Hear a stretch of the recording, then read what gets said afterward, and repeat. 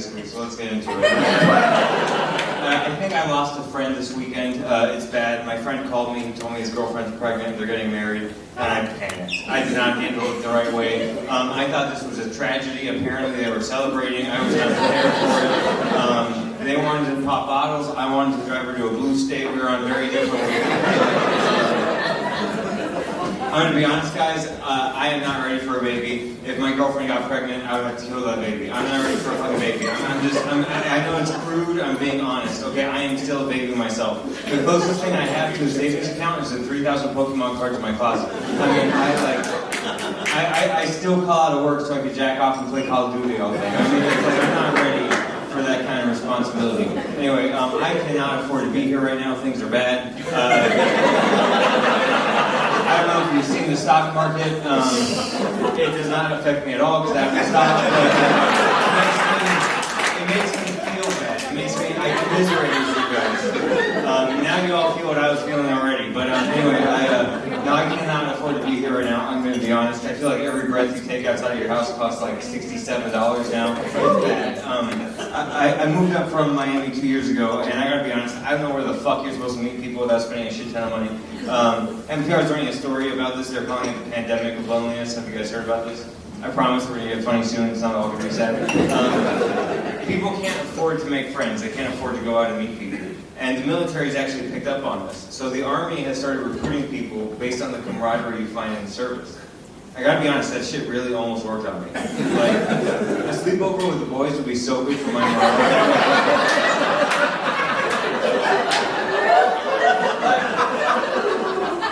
Like, I'll do war crimes, I just want to be included. Wherever the boys are hanging out, that's where I want to be.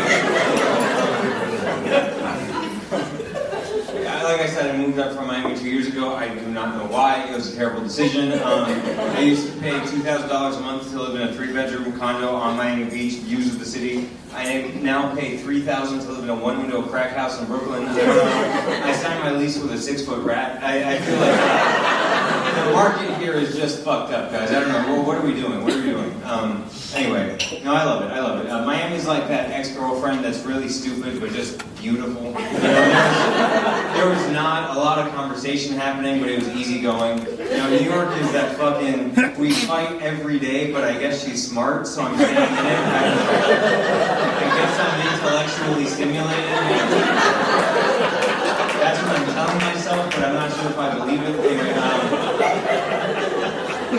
living in New York is complaining to your friends that don't live in New York and them asking you, why are you still doing this? But it's because I feel superior to you. I feel like I'm a better person than you are, so I can do this and you can't. I am Cuban, no transitions. I am Cuban. That shocks a lot of people, mostly Cuban people, if I'm going to be honest. But I just tell them this is what full assimilation looks like. You know, colonization complete. They got the job done. I was the plan all along. Right? That was a big face. You can make noise instead of making a face. Anyway. No, I went to a real hippy-dippy liberal arts college where everybody was white and wore no shoes, but talked about critical race theory like they were going to solve the problem on their own. So something that came up a lot was, Mika, how Hispanic are you? And I never knew how to answer that question. It's like, how many tacos you eat per week? Is that because Cubans don't eat tacos, so that doesn't work for me. But I came up with something, I think it helps place me on the spectrum. I'm Hispanic enough that I got into college on a full ride Hispanic Heritage Scholarship. Right? I circled the bubble on the census, that's pretty standard. But I'm white enough that I took the opportunity for granted and failed out my first degree. I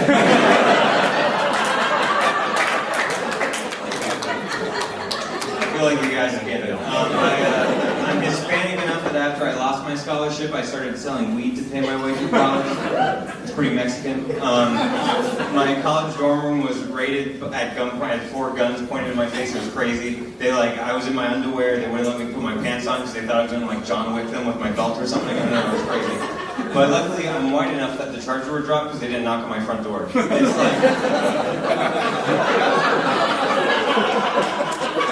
like all of the street cred, but none of the consequences. You know, it's like anyway.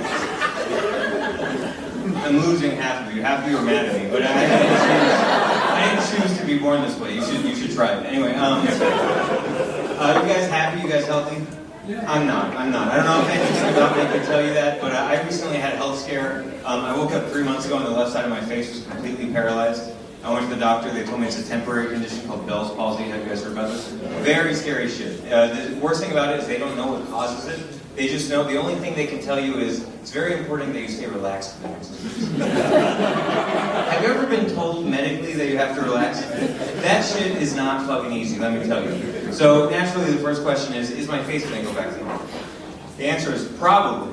Well, hold on. What the fuck does probably mean? You're like, yeah, 25% chance you look like Quasimodo for the rest of your life.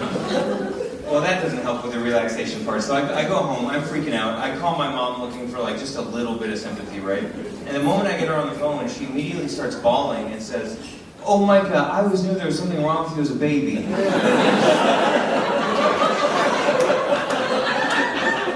Mom, that's cerebral palsy, you dumb bitch. You can't get that at 27.